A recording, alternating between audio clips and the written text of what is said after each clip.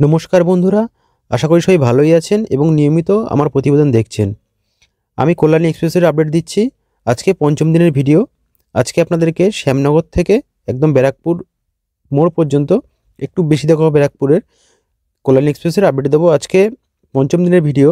আমি শুরু করেছিলাম একদম বড়পাড়ার মোড় থেকে, যেটা আপনার হুগলির মগরাতে পড়ে। সেখান থেকে একদম পার্ট বাই পার্ট আপডেট দিচ্ছি আমি এই রাস্তার। আর এই রাস্তার 4 লেনিংয়ের কাজ একদম 100% কমপ্লিট হয়ে গেছে। যেখানে ফ্লাইওভার, ওভারপাস সেই সব জায়গার কাজগুলো চলছে এবং রাস্তার দেখুন ব্যারিকেডস লাগানোর কাজ চলছে এই সাইডে আমার বাঁ দিকে, ওইদিকেও লাগানো হয়েছে। ডিভাইডার এখানে কোনো ব্যারিকেডস লাগানো হবে না, আর যাতে লোকাল ট্রাফিকটা এক্সপ্রেস লাইনে আসতে না পারে। আর প্রত্যেক জায়গায় একদম সার্ভিস লেন রাখা হয়েছে এবং বেশি পরিমাণে অনেক অনেক বেশি পরিমাণে এই রাস্তায় ওভারপাস নির্মাণ করা হচ্ছে, যাতে নির্বিঘ্নে গাড়ি চলাচল করতে পারে। এই মাত্র আমি পার হয়ে আসলাম। এই দেখুন, এই একটা ওভারপাসে কাজ হয়েছে।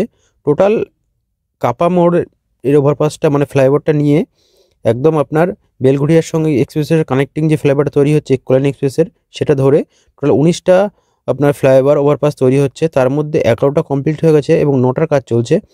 আর 9টার কাজ চলছে, 9টার মধ্যে আপনার 4টে-5টা ওভারপাসের কাজ একদম শেষ পর্যায়ে আছে। সেগুলো কয়েক মাসের মধ্যে, 2-1 মাসের মধ্যে চালু হয়ে যাবে।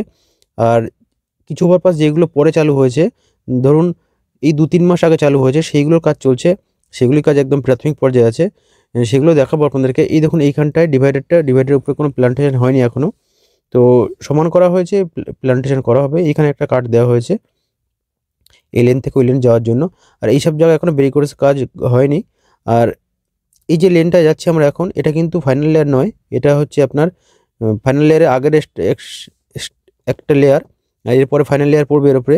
একটু গাড়ির রাস্তাটা বাম্পি আছে, এই ফাইনাল লেয়ার পড়ার পরে সেইটা বাম্পি ভাবটা থাকবে না। আমি যাওয়ার সময় গেছি এই ওই ধারে লেনটা দিয়ে, যেটা কাঁচরাপাড়ার দিকের মানে কাপার আগে একটু কাজ হচ্ছে ফাইনাল লেয়ারে, সেখান থেকে গেছি। অনেকটাই স্মুথ হয়ে গেছে রাস্তা।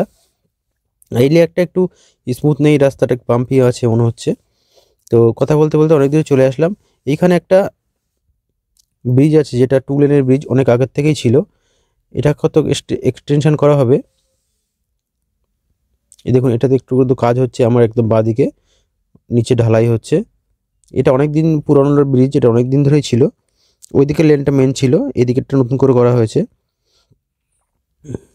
একটা 4 লেনের একটা ব্রিজ আছে এখানে। একটু আধটু ব্যারাকপুর পর্যন্ত মানে অসুবিধা আছে রাস্তায়, আর ব্যারাকপুরের পরের থেকে একটু বেশি অসুবিধা আছে রাস্তায়।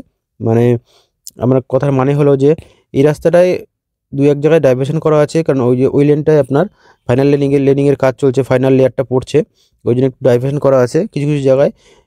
এক লেনের মধ্যে দুটো গাড়ি আসছে যাচ্ছে, এর জন্য একটু অসুবিধা হতে পারে।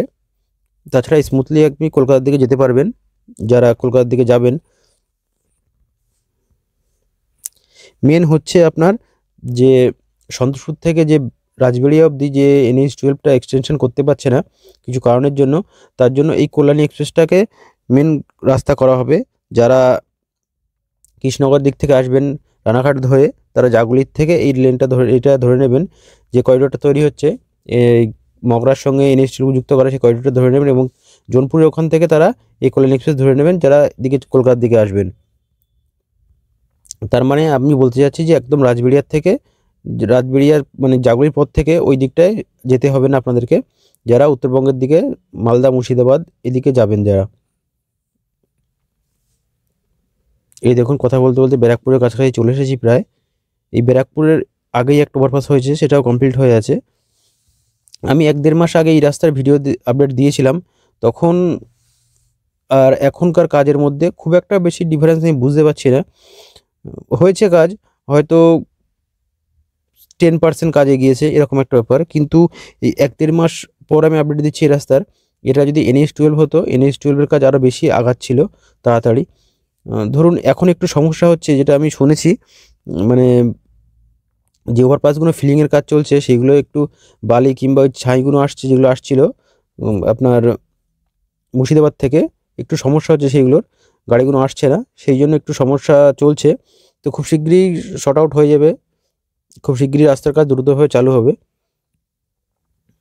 এই দেখুন, ব্যারাকপুরের যে আপনার ওভারপাসের ফ্লাইওভারটা তৈরি হচ্ছে, সেটা এই একই রকম দেখেছি, হয়তো একটু আধটু পরিবর্তন হয়েছে, কিন্তু সেই পরিবর্তন হয়নি যে 1.5 মাসের মধ্যে আপনার একদিকের র্যাম্প রোডের কাজ কমপ্লিট হয়ে যাওয়ার কথা, কিন্তু সেটা দেখতে পাইনি আমি আজকের ভিডিওতে, মানে আজকে আপডেট দিতে ভিডিও করতে এসতে।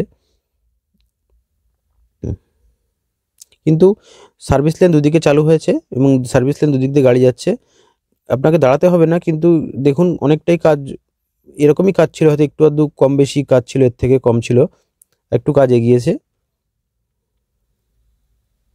শেষবার যখন এসেছিলাম তখন আড়িওয়াল বসানো শুরু হয়েছিল সবে, এখন 2-3টে আড়িওয়াল বসানো হয়েছে পরপর, একটার পর একটা।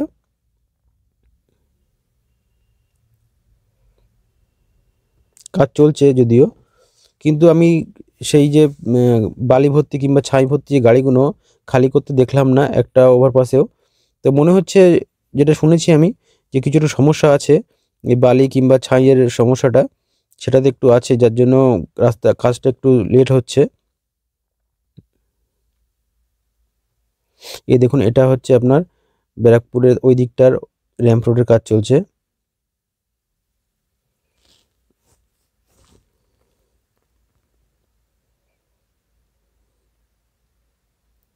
আশা করছি খুব তাড়াতাড়ি সমস্যার সমাধান হয়ে যাবে। NH-12 এখন একদম শেষ পর্যায়ে কাজ চলছে। ধরুন রানাঘাটের পর থেকে মোটামুটি সবটাই কমপ্লিট, খালি একটা কাজ চলছে, সেটা হচ্ছে আপনার রানাঘাট পার হয়ে যে আপনার পিডব্লিউডির মোড়ে যে ওভারপাসটা কাজ হচ্ছে সেটার কাজ চলছে খালি। তাছাড়া রানাঘাটের পর থেকে একদম সবটাই কমপ্লিট হয়ে গেছে এবং সবটা চালু হয়ে গেছে। কিছু জায়গায় লেন মার্কিং কাজ বাকি ছিল, সেগুলোও চলছে এখন। এই যে গাড়ি ভর্তি এসছে, কিছু গাড়ি এখানে খালি হবে। দেখুন আগে যে পরিমাণটা, যে প্রচুর পরিমাণ গাড়ি দাঁড়িয়ে থাকতো লাইন দিয়ে, মানে 20-30টা করে, সেটা 2-4টে করে গাড়ি দাঁড়িয়ে থাকছে এরকম দেখা যাচ্ছে, এবার একটু কমেছে বালি পাথর পাওয়াটা।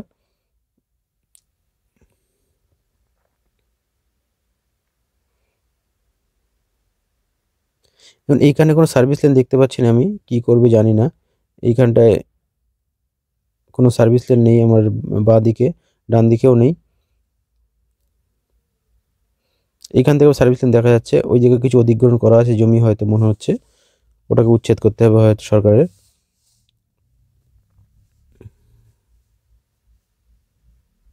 আর আমি একদম একটা ভিডিও দেবো আপনাদেরকে, যারা কলকাতার দিক থেকে এসে NH-12 ধরবেন, তারা এই কল্যাণী এক্সপ্রেস ধরে আসলে কত সময় লাগবে এবং কত কিলোমিটার রাস্তা বেশি হয়, এটা একটা ভিডিও দেবো। আমি অনেক দিন ধরে ভাবছি যে ভিডিওটা করব, আমি যাব, কিন্তু সেইভাবে সময় পাচ্ছি না বলে যেতে পারছি না, তবে খুব শিগগিরই দেবো, জানুয়ারি মাসেই দেবো, ইচ্ছা আছে।